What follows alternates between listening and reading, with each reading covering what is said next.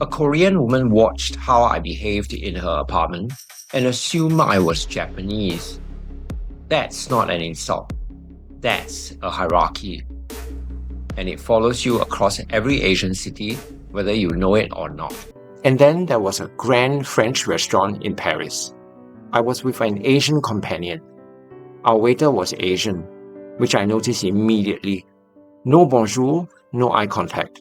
He worked the room warmly, laughing with the French tables, taking his time, being charming. But when it came to us, he took the order and disappeared. Same restaurant, same bill, completely different experience from someone who looked like us. And I realized this: being Asian in a Western room isn't solidarity.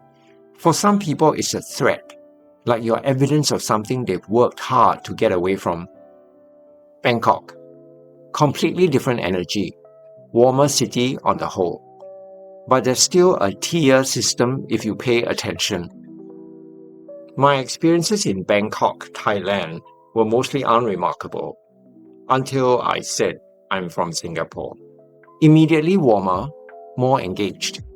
Suddenly the conversation had effort in it. Singapore functions as a signal in Southeast Asia. It short-codes an entire set of assumptions: money, stability, seriousness. The interaction changes because the category I'm in suddenly changed. In Southeast Asia, nationality isn't just where you're from. It's a proxy for class. Say the right city and the whole category you're placed in changes. Has this happened to you before? Treated differently because of where you're from? Or mistaken for a nationality which you're not? Drop it in the comments.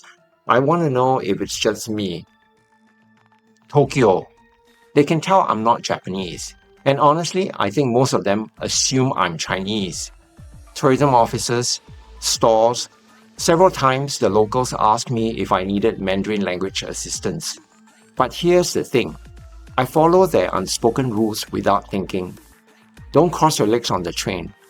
Don't slouch when you stand. Keep your voice down. Don't eat while walking. Small little things.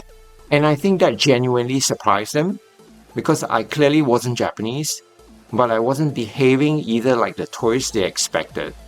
They've already decided where I was from even before I opened my mouth. They weren't friendly, but they left me alone. Respectfully. And in Tokyo, that's enough. If Tokyo was about how they saw my face, Seoul was about how they saw my manners. And this is the one I keep thinking about. I was staying in a shared apartment. I was being considerate, quiet, tidy, and respectful of the space that I was in. And the landlady, she came up to me at one point and she asked me, "Where are you from?" But before I could answer, she said, "Japan?" She knew I wasn't Japanese. You can tell from how people dress, how they carry themselves. But she watched how I behaved in her space. And her brain went like, considerate, careful, no trouble. So he must be Japanese. Complimenting a stranger by assuming they're Japanese from a country with a very complicated history with Japan? Think about that. 4 cities, 4 completely different experiences. In Paris, other Asians wouldn't even acknowledge I existed. In Bangkok, saying I was Singaporean changed everything. In Tokyo, they assumed I was Chinese. But then they left me alone because I didn't cause trouble. In Seoul, my manners made a Korean woman think I was Japanese. The Asian hierarchy doesn't care who you are. It just decides where you belong. Where have you been ranked? Drop it below.